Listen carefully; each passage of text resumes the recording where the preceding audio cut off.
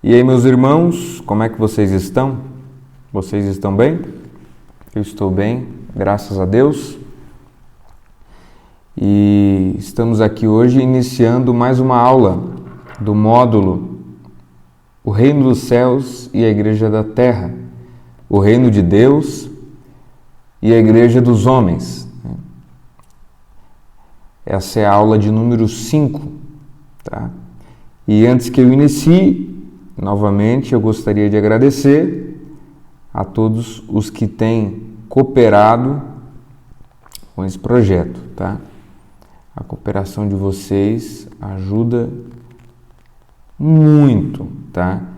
E torna esse projeto viável. E graças a isso eu tenho conseguido planejar e me preparar para fazer muitas melhorias, tá? Então, peço que você, nas suas orações, se lembre de mim e coopere com esse projeto, tá? E na aula de hoje, nós vamos começar a analisar o texto de Mateus, capítulo de número 16, né? Até aqui, de Mateus, da aula 1 até a aula 4, nós fizemos uma análise, biblicamente falando, fazendo uma diferenciação entre igreja e reino de Deus. Definimos o que é igreja. Após definirmos o que é igreja, nós falamos ali sobre a relação de Jesus com o templo, com a sinagoga, com João Batista. E essa afirmação de Jesus ao edificar uma eclésia fala de um movimento que se distingue ao movimento da sinagoga, ao movimento do templo e também ao movimento dos essênios, que estavam no deserto. Hoje, então, depois de analisar, depois de ter um olhar para todo esse contexto, nós vamos começar a olhar para o texto de Mateus, capítulo de número 16, que é onde Jesus cita pela primeira vez a palavra igreja. Então vamos ler em Mateus 16, a partir do verso de número 13. Está escrito assim: Indo Jesus para os lados de Cesareia de Filipe. Jesus está onde? Cesareia de Filipe. Grave este nome, porque esta cidade, a qual o texto já começa iniciando, fará profunda diferença na interpretação que nós faremos nos versículos seguintes. Tá bom? Então grave. Jesus está agora em Cesareia de Filipe. Indo Jesus para os lados de Cesareia de Filipe, perguntou aos seus discípulos: Quem diz o povo ser o Filho do Homem? Ele basicamente está dizendo: Quem diz o povo que eu sou?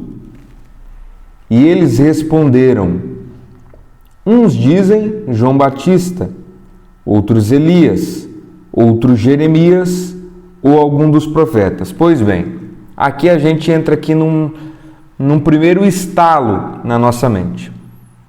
Como é que o povo judeu pode olhar para Jesus e dizer que ele é Jeremias, sabendo que Jeremias está morto?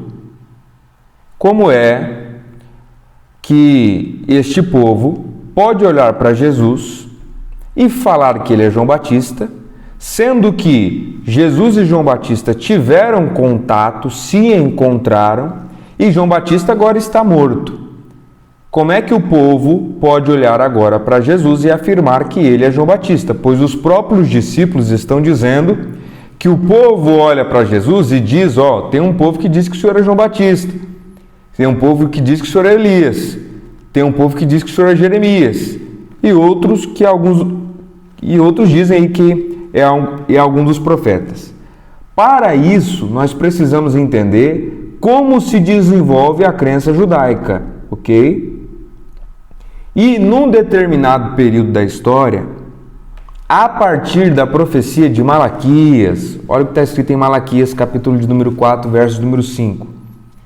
Eis que eu vos enviarei o profeta Elias, antes que venha o grande e terrível dia do Senhor. E ele converterá o coração dos pais aos filhos e o coração dos filhos a seus pais, para que eu não venha e fira a terra com maldição. O que Malaquias está dizendo aqui é que antes que venha o Messias, que é o grande e terrível dia do Senhor, antes que o Messias de Deus venha ao mundo, seja enviado ao mundo, Elias viria. A partir deste momento e a partir desta profecia, a crença é até meio assim complicado acreditar que os judeus em um determinado momento pensaram assim. A partir dessa profecia, o pessoal começou a ter uma tendência a crer em uma espécie de reencarnação. E nós vamos ver isso aqui biblicamente. Pois eles estão vendo que Elias viria. Então eles creem que alguns espíritos, enquanto o Espiritismo diz sobre uma reencarnação de todos, o judaísmo, esses judeus primitivos que, observação aqui, nós cristãos não cremos nisso, e nós temos que entender que Jesus está tratando com gente que não crê exatamente conforme o Evangelho. Tá? Jesus está corrigindo a crença desse pessoal. Jesus pega os discípulos e os treina e os corrige. Beleza?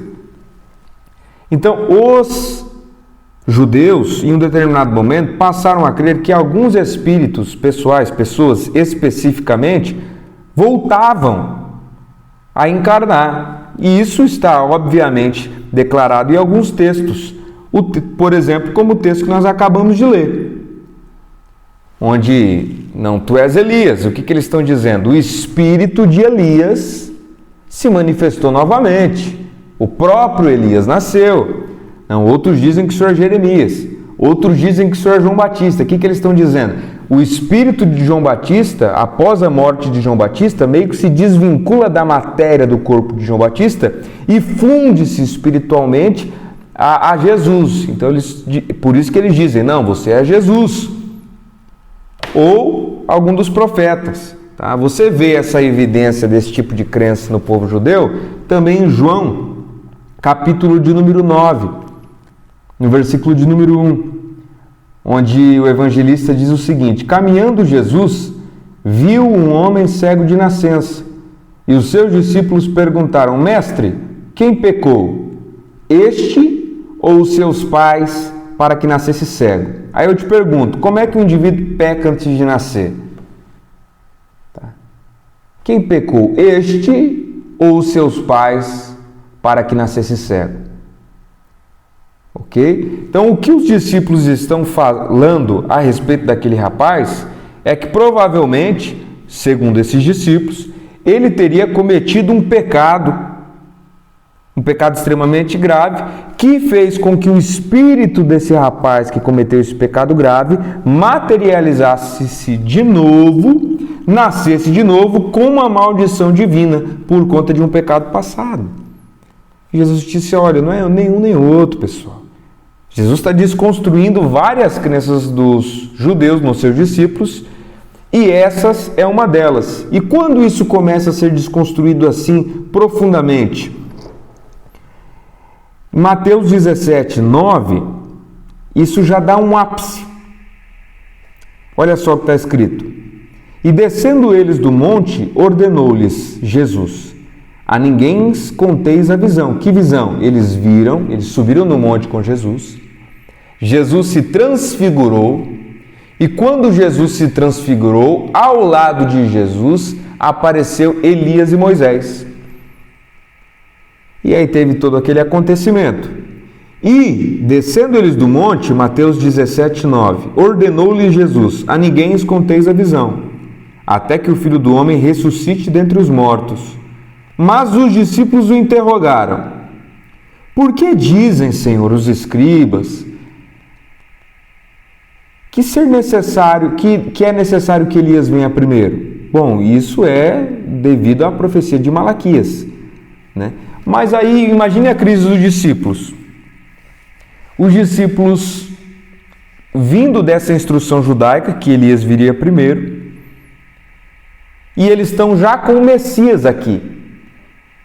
E aí eles estão com o Messias, Jesus, Messias. E a profecia dizia que Elias viria primeiro do Messias. Aí eles sobem no monte, Jesus se transfigura e ao lado de Jesus aparece Elias. Aí ele fica, poxa vida, cara, mas a profecia diz que Elias viria primeiro, mas Elias está aí, ó, o espírito dele, como que fica isso? E eles ficam confusos e perguntam para Jesus, Jesus, por que eles dizem que Elias deve vir primeiro? Versículo 11, então Jesus respondeu, de fato, Elias virá e restaurará todas as coisas. Eu, porém, vos declaro que Elias já veio e não o reconheceram. Antes fizeram com ele tudo quanto quiseram. Assim também o Filho do Homem há de padecer nas mãos deles. Verso de número 13. Então os discípulos entenderam que lhes falara a respeito de João Batista. Quando a profecia de Malaquias fala sobre Elias vir primeiro, não fala sobre o espírito pessoal de Elias, a pessoa de Elias, mas fala sobre o espírito de Elias no sentido profético, no sentido de denúncia. Você vê que o ministério de João Batista é muito parecido com o ministério de Elias. Tá? Então ali eles entenderam que Elias, na verdade, o próprio Elias não veio. Na verdade era João Batista no mesmo espírito profético do profeta Elias. Então por isso, esse texto que às vezes parece muito confuso, como é que estão dizendo que Jesus é Elias? Como é que estão dizendo que Jesus é Jeremias ou João Batista? É devido a essa crença mística dos judeus daquela época, tá? E olha, pessoal, havia muita crença mística do pessoal daquela época. Quem sabe a gente um dia converse mais sobre isso, tá?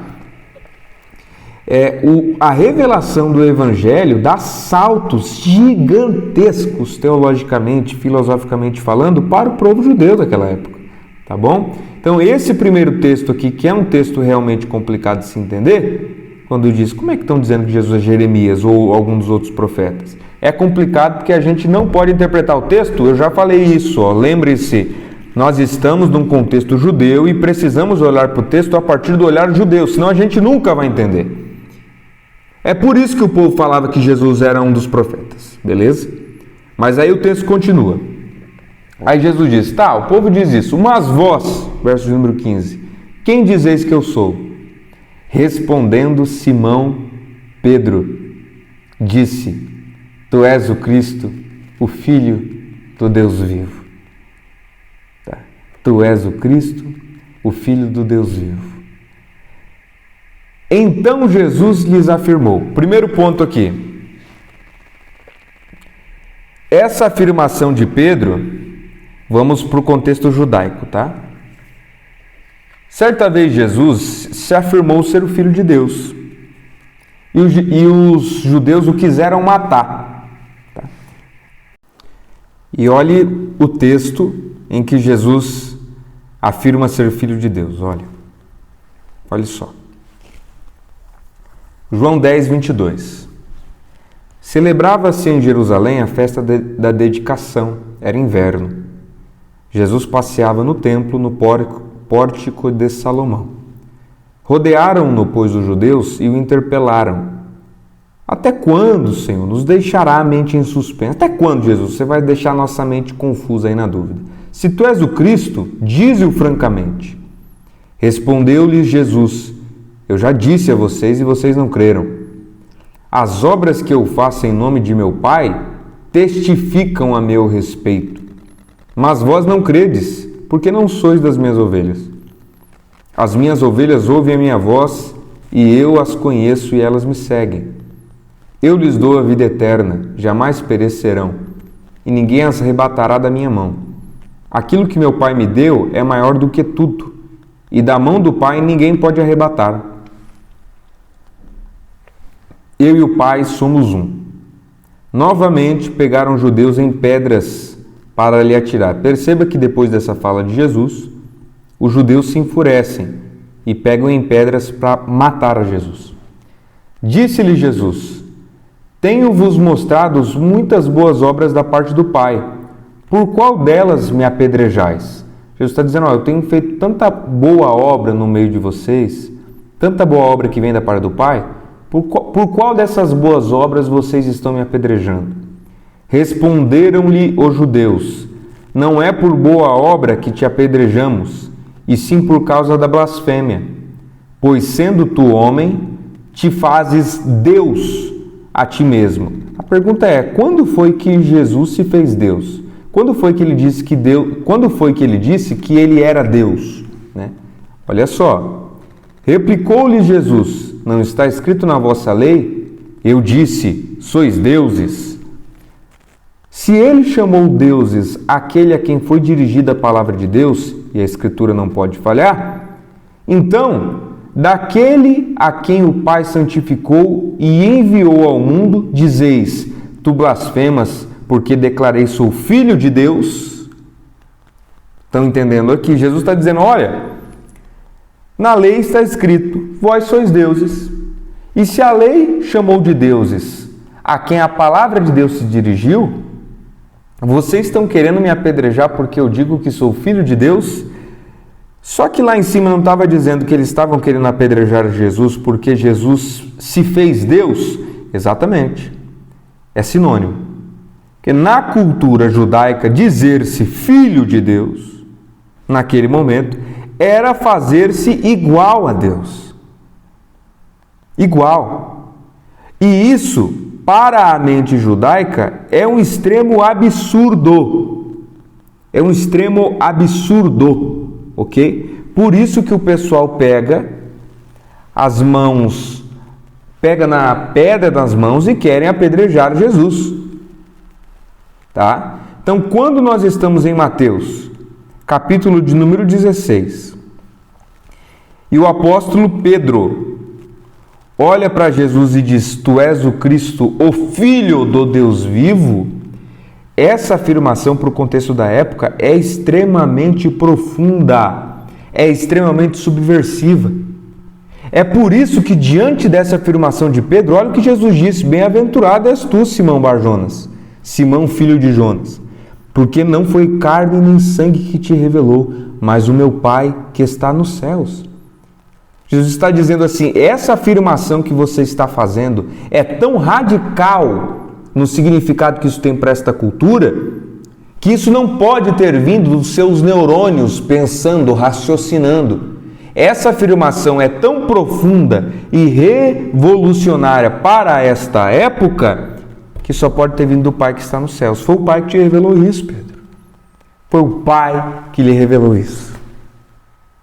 Depois disso, depois dessa afirmação de Pedro, que Cristo é o Filho de Deus, olha o que Jesus diz: também eu te digo que tu és Pedro, e sobre esta pedra edificarei a minha igreja. Vamos dar uma pausa aqui, depois nós lemos o restante do versículo. Tu és Pedro, e sobre esta pedra edificarei a minha igreja. Aqui, eu confesso a vocês que eu não gostaria de focar muito nesse assunto, que eu vou citar agora, por achar ele extremamente irrelevante. Sabe, eu gosto de falar sobre assunto que influencia a prática da igreja, sabe, o dia a dia. Não ficar nessas delírios teológicos de que que Jesus o cagou, que tipo de papel que ele limpou. É coisa assim que não influencia no meu dia a dia, sabe? Então eu gosto de focar numa teologia prática, que molde o meu dia a dia. Mas, como isso aqui é uma aula, nós não podemos fugir também desse assunto. Diante desse texto aqui, há uma grande discussão entre católicos e protestantes, né? Pois quando Jesus diz assim, tu és Pedro e sobre esta pedra edificarei a minha igreja, a grande questão é: a igreja edificada sobre Pedro ou a igreja edificada sobre Jesus? Tu és Pedro e sobre esta pedra edificarei a minha igreja.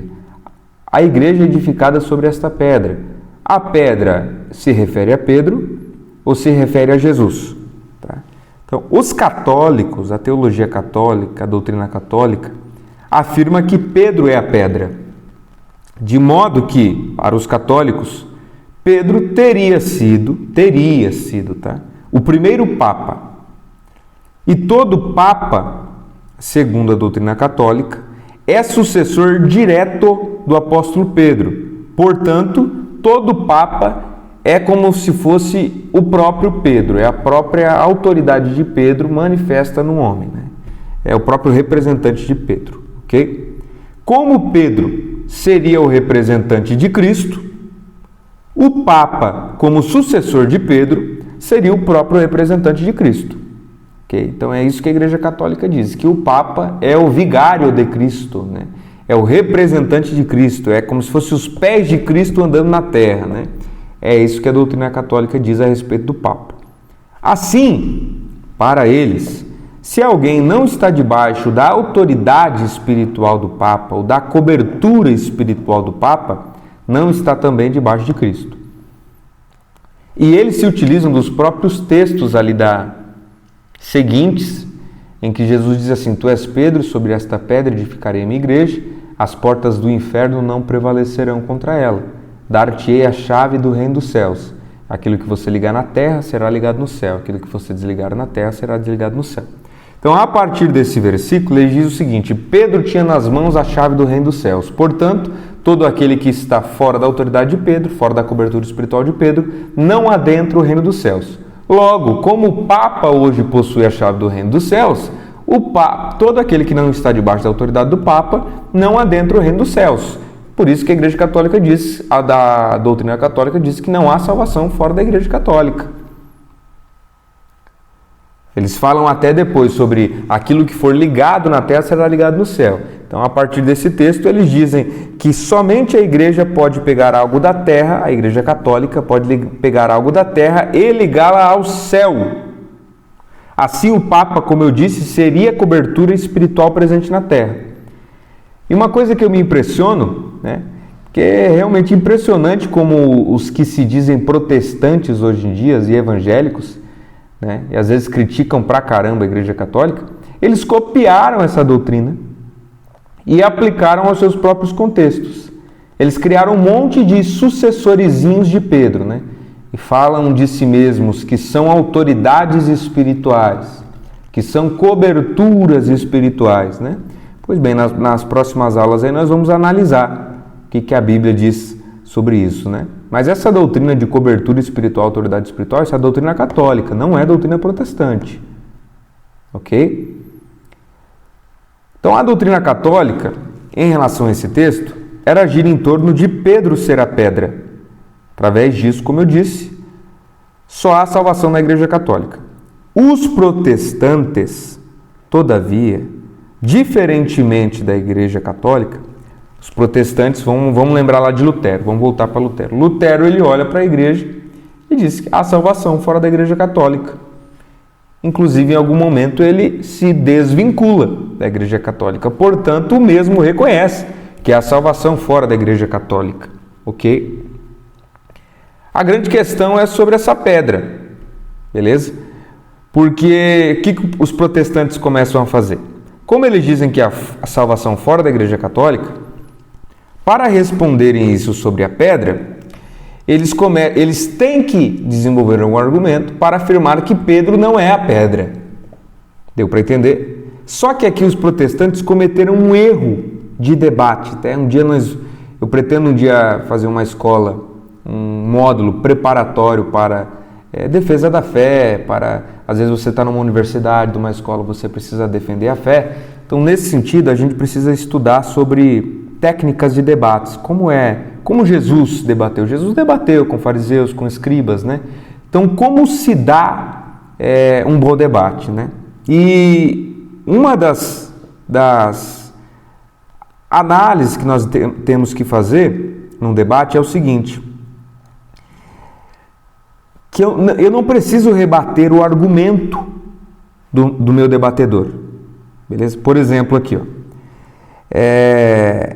Em vez de um indivíduo olhar para o argumento da Igreja Católica, que era Pedro é a pedra, e tentar dizer, não, Pedro não é a pedra, ou seja, é rebater o argumento do meu debatedor. A primeira coisa, eu deveria afirmar se o argumento do meu debatedor, meu adversário, né? Não no sentido de inimigo, mas o cara que discorda de mim, realmente vai contra a minha afirmação. Porque os protestantes estão dizendo assim, a afirmação fora da Igreja Católica. A primeira coisa que os protestantes deveriam fazer, e não o fizeram, era dizer o seguinte: não, Pedro realmente é pedra, mas isso não significa que só a Igreja Católica salva. Um primeiro momento, tá? E vou te mostrar aqui. Por quê? Pois mesmo que os católicos estivessem certos que Pedro é a pedra, isso não muda nada na afirmação protestante de que há salvação fora da Igreja Católica. E eu coloquei aqui 4 pontos. O primeiro ponto a respeito disso é que Lutero e os protestantes também estão numa linearidade histórica que leva até Pedro. Tá? O texto não limita a igreja que teria sido edificada em Pedro, a uma instituição religiosa, como a Igreja Católica. Não limita. Então, se você fazer uma linhagem histórica, Pedro, depois de Pedro teve outro sucessor, depois teve outro sucessor, depois teve um monte mais outros sucessores, vai chegar uma hora que também chega em Lutero. Ok? Então, falar que Pedro é a pedra, não exclui Lutero e qualquer outro pastor, e qualquer outro padre ou qualquer outro, de uma linearidade histórica que chega até Pedro. Ok? Então, segundo ponto, ainda que Pedro fosse a pedra, o texto nunca falou de uma sucessão desta autoridade, que os católicos ficam dizendo assim que os papas de hoje têm a autoridade de Pedro, né? Mas a Bíblia não diz isso. Onde a Bíblia diz que a autoridade de Pedro é passada para sucessores? Não diz. E isso quem afirma essas informações que eu estou dando aqui é do Gerhard Kittel, né? Do livro Igreja do Novo Testamento. Terceiro ponto, ainda que Pedro fosse a pedra, há salvação fora de Pedro. Luiz, como você pode dizer isso? Quando você pega a Bíblia ali em Mateus capítulo de número 18, ok? Que é a segunda vez que Jesus fala sobre igreja, olha o que Jesus diz. A partir do versículo de número 15. Se teu irmão pecar contra ti, vai arguí-lo entre ti e ele só. Vai conversar com ele, repreende ele. Se ele te ouvir, você ganha ele. Né? Se, porém, não te ouvir, toma ainda contigo 1 ou 2 pessoas, para que, pelo depoimento de 2 ou 3 testemunhas, toda a prova se estabeleça. E se ele não os atender, dize-o à igreja. E se recusar a ouvir também a igreja, considera-o como gentil e como publicano. É a partir desse texto aqui que nós assumimos a questão da exclusão a respeito da igreja, né? E logo nós vamos falar sobre isso aqui, sobre o que é exclusão na igreja, né? A partir desse momento, desse texto aqui, o pessoal diz que a igreja teria essa autoridade de excluir pessoas do reino dos céus, né? Só que quando Jesus fala sobre essa exclusão da igreja, Jesus olha para eles e diz assim, considera-o como gentil e publicano, ok? Como Jesus tratou os gentios e os publicanos? O fato que Jesus admite que no reino dos céus haverá publicanos. Tá? Então, mesmo que a igreja estivesse edificada em Pedro, há salvação fora de Pedro. O próprio Zaqueu, que eu citei para vocês, quando Jesus olha e diz salvação, hoje entrou nessa casa, é um publicano. Jesus fala sobre como gentios e publicanos, meretrizes, etc., estão entrando no reino dos céus. Tá? Então, a Igreja Católica vem dizer, Pedro é a pedra. Eu poderia dizer assim, beleza, ainda que Pedro fosse a pedra, há salvação fora de Pedro. Tá? E o argumento de número 4 é o seguinte, ainda que Pedro fosse a pedra, isso não o faz representante de Cristo, pois o próprio texto, em Mateus capítulo 1, de número 16, alguns versículos abaixo, olha o que o próprio Jesus fala de Pedro. Verso de número 21. Desde esse tempo começou Jesus Cristo a mostrar a seus discípulos que lhe era necessário seguir para Jerusalém e sofrer muitas coisas dos anciãos, dos principais sacerdotes e dos escribas, ser morto e ressuscitado no 3º dia. E Pedro, chamando-o à parte, começou a reprová-lo, dizendo, tem compaixão de ti, Senhor, isso de modo algum te acontecerá. Mas Jesus, voltando-se, disse a Pedro: arreda-te de mim, Satanás. Tu és para mim pedra de tropeço, porque não cogita das coisas de Deus, e sim das dos homens. Como é que Jesus, se realmente Pedro é a pedra, e se Pedro realmente é o representante de Cristo, como é que Jesus pode falar dele, falar que ele é Satanás aqui agora? Chamar Pedro de pedra de tropeço. Jesus edificou a sua igreja numa pedra de tropeço. Tá?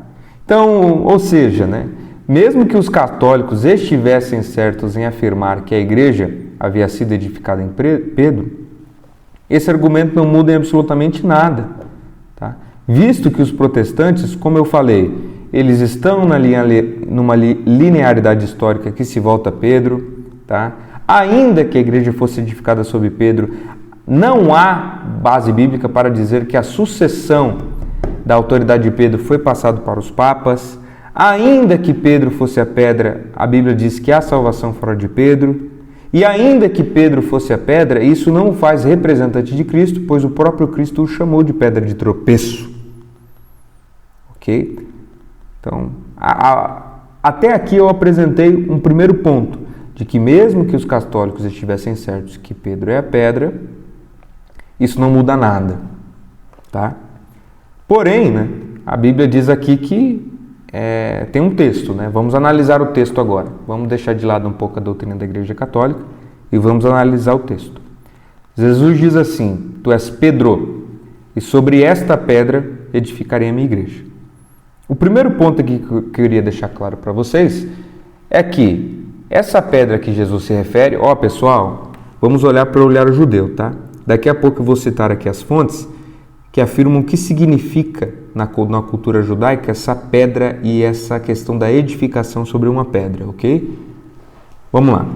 O primeiro ponto que eu queria deixar claro aqui para vocês é que isso não representa uma liderança absoluta, como a liderança de um papa. E isso se revela, por exemplo, no fato de que Pedro não foi o primeiro líder da igreja, tá? Eu não vou focar aqui nesse momento e argumentar que Pedro não foi o primeiro líder da igreja, porque senão ficaria assim umas 2 aulas só para essa questão. Mas eu vou citar uma fonte para vocês, se vocês quiserem ler depois. O historiador cristão Eusébio de Cesareia, é um historiador lá da igreja primitiva, ok? Ele afirma que Pedro não foi o primeiro líder da igreja, pois Pedro não se considerou digno de tal coisa, o próprio Pedro, quando vai ser morto crucificado, ele não se considera digno de morrer igual Jesus. Ele pede para morrer de cabeça para baixo. Então, esse mesmo que não se considerou a ser morto igual Jesus, ele não se considerou digno de ser líder da igreja de Jesus. Então, o historiador Eusébio de Cesareia e a tradição bíblica também afirma que Tiago, irmão de Jesus, foi o líder da igreja. Tá? Então, logo, se Pedro não era o líder da igreja, essa questão da pedra não representa esse papado, não representa essa liderança. Então, o que significa? Vamos para a cultura judaica. Tá? Vamos para a cultura judaica. Existem alguns autores, por exemplo, eu vou citar aqui, Roland Volks, David H. Stern, Abraham Joshua, desses 3 autores que eu citei, 2 são judeus, tá? E eles vão fazer um comentário a respeito da cultura judaica. E na cultura judaica, quando eles vão falar sobre Abraão, há uma tradição que diz, tradição judaica, vamos para o olhar judeu, que Deus um dia olhou para Abraão e disse assim: finalmente encontrei uma pedra ou uma rocha na qual fundamentarei o mundo, ou edificarei o mundo. Tá? Mas o que isso significa, Luiz? Tá? Tem 2 historiadores da religião, André Henke e Mircea Eliade, que ele diz que sempre quando com qualquer cultura religiosa havia uma experiência mística onde esse sagrado, esse Espírito Supremo se manifestava, Essa cultura, qualquer outras culturas religiosas, né, falavam que essa manifestação desse espírito naquela cultura era uma fundação do mundo. Eles rotulavam aquilo de uma fundação do mundo. O que significa essa fundação do mundo? Significa que a partir daquela manifestação, aquela cultura se construiria, né? Então, aquela cultura se construiria ou se fundamentaria a partir daquela experiência de fé. Então, essa fundação é como se fosse o pontapé inicial, o movimento iniciador. Então, quando a tradição judaica diz que Abraão era uma pedra na qual o Senhor Deus edificaria o mundo, fundamentaria o mundo, ele está falando que Deus traria experiências espirituais para Abraão que seriam a iniciação de um movimento muito maior do que o próprio Abraão. Seria uma iniciação de uma espiritualidade que Deus queria ensinar ao mundo. Tanto é que Deus olha para Abraão e diz assim: Abraão, em ti serão benditas todas as famílias da terra. Então, em Abraão se inicia um processo. E o Novo Testamento reconhece isso quando chama Abraão de pai da fé. Ele é o iniciador.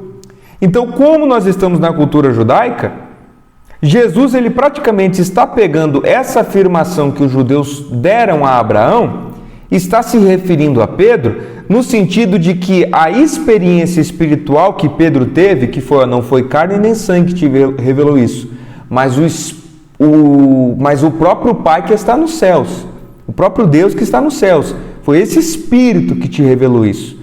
Então, quando Jesus pega essa frase que foi atribuída a Abraão pela tradição judaica e coloca em Pedro, Jesus está dizendo que aquela experiência de Pedro seria uma iniciação para aquilo que Deus faria em toda a sua igreja.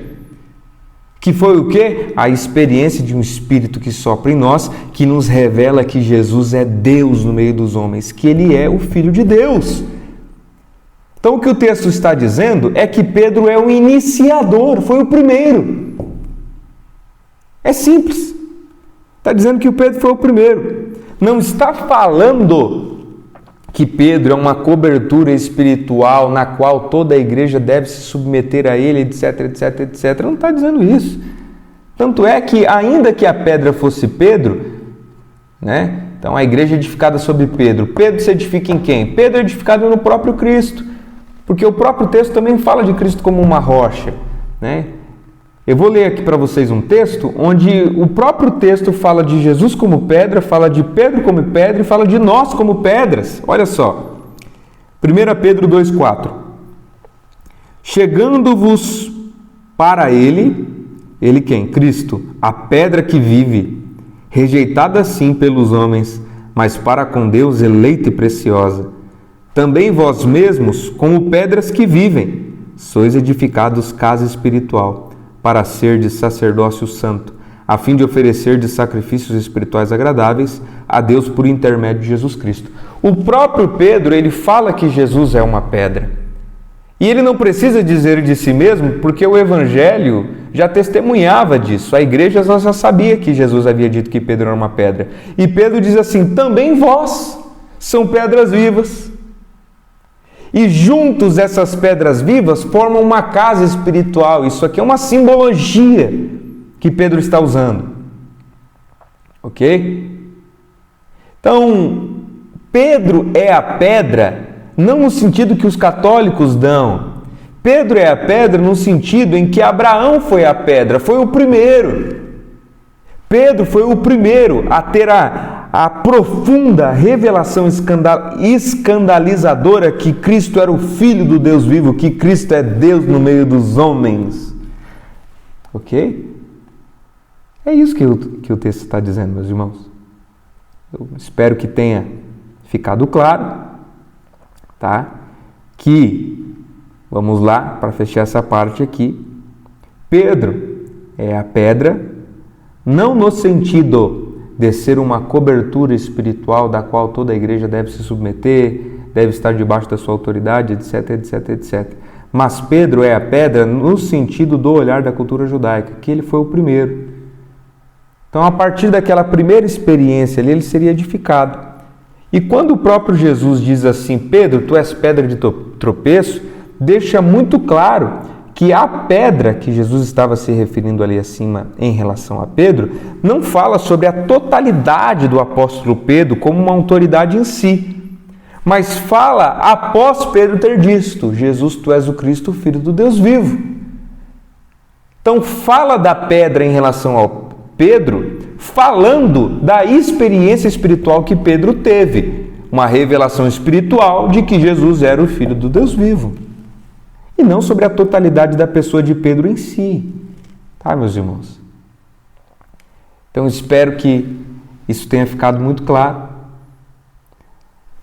Para que nós não sejamos confundidos aí por alguma questão da doutrina católica. E não somente, às vezes, da doutrina católica, mas de alguns evangélicos aí, às vezes, que querem se utilizar deste texto para dizer a igreja foi edificada sobre Pedro, como a justificar essa doutrina totalmente antibíblica que os evangélicos têm falado muito hoje, que é a autoridade espiritual, cobertura espiritual, etc. Lutero, se vocês forem estudar a história da igreja, Lutero, que foi o pai do protestantismo, ele se levantou absolutamente contra essa doutrina da cobertura espiritual, da autoridade espiritual, e ele utilizou termos respondendo para a época, né?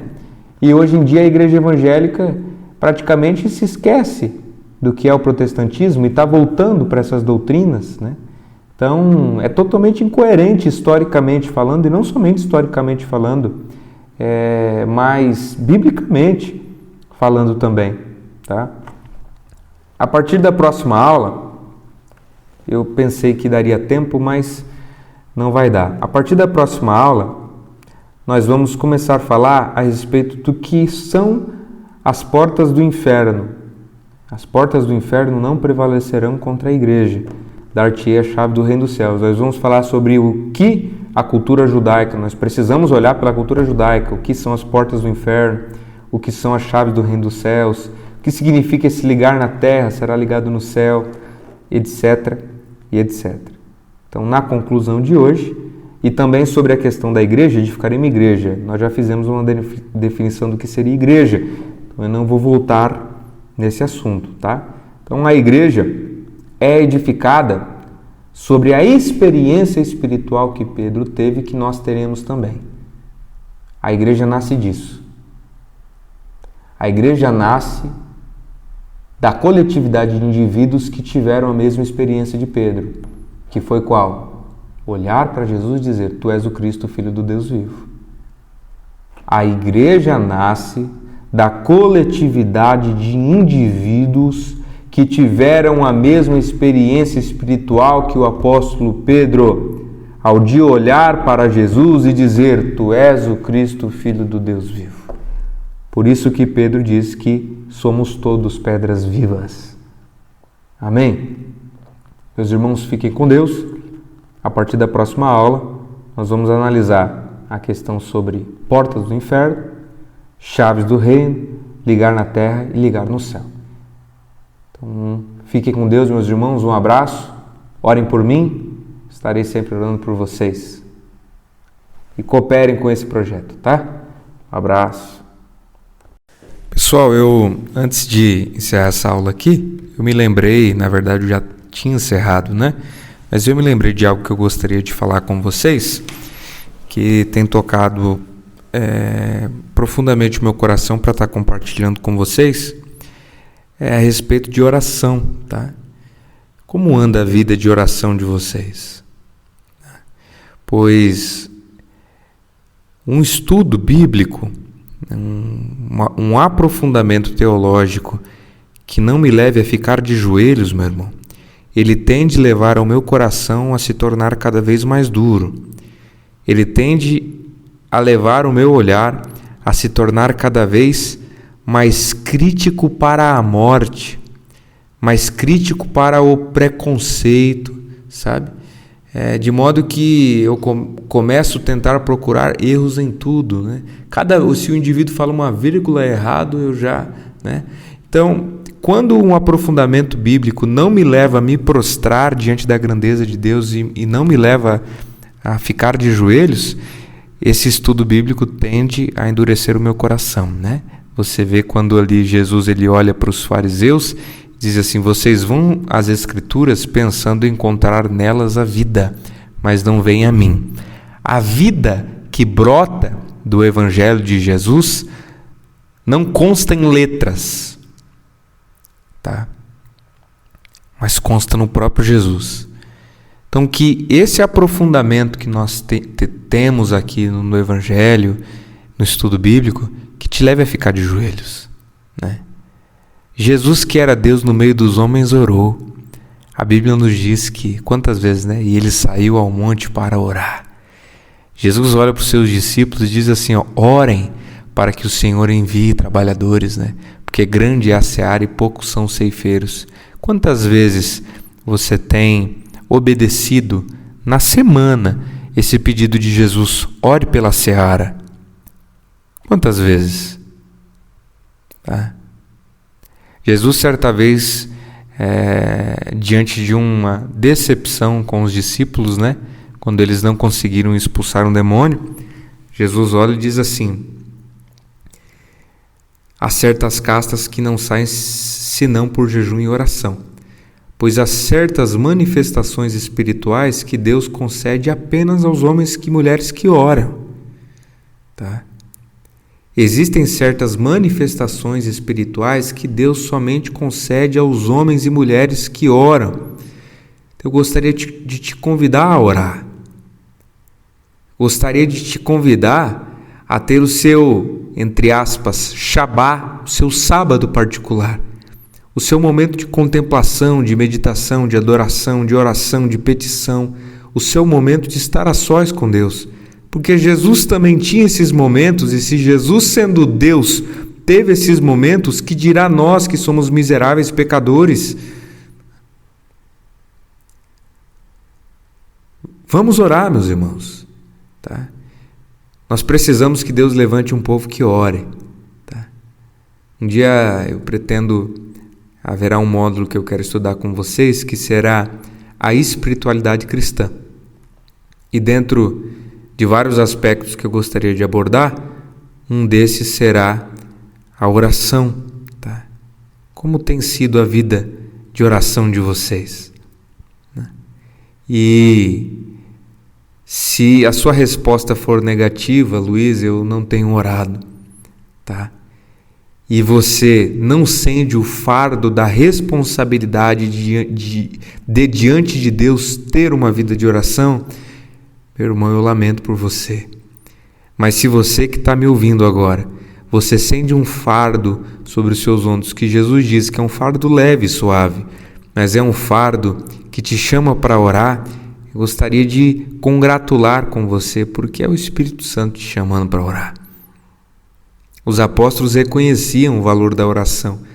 Quando eles olharam para uma reunião e disseram: nós não podemos nos ocupar extremamente com outras coisas, mesmo que elas sejam importantes, de um modo que nós venhamos deixar de lado a oração. Ore. Ore. Dobre seus joelhos e ore, ou deite e ore, ou fique sentado e ore, ou fique de ponta cabeça e ore, ou plante bananeira e ore, tanto faz, meu irmão. O que importa não é o movimento do corpo, mas é do coração que se quebranta. Não é a quantidade de palavras que você diz, porque às vezes as palavras se acabam. E Jesus certa vez falou: não seja como os fariseus que pensam em oração, que por muito falarem serão ouvidos. Não, tá? Mas lembre-se do que disse Lutero, né? Lutero disse assim: quando eu não consigo orar, eu canto. Apesar de cantar mal, ele ouve a voz do meu coração. Lembre-se do que disse John Bunyan, né, sobre oração. Ele disse assim: na oração, mais vale um coração sem palavras do que palavras sem um coração. Então gostaria de te convidar a ter uma vida de oração. Esse assunto da oração é muito longo, mas eu gostaria de te falar sobre uma analogia que eu fiz uma vez da oração, em um texto longo, né? Mas no finalzinho do texto eu digo assim: orar é abraçar. Orar é como um abraço de um casal apaixonado. No abraço as palavras se fazem desnecessárias. O calor no abraço já diz tudo. Os olhos fechados no abraço já dizem tudo.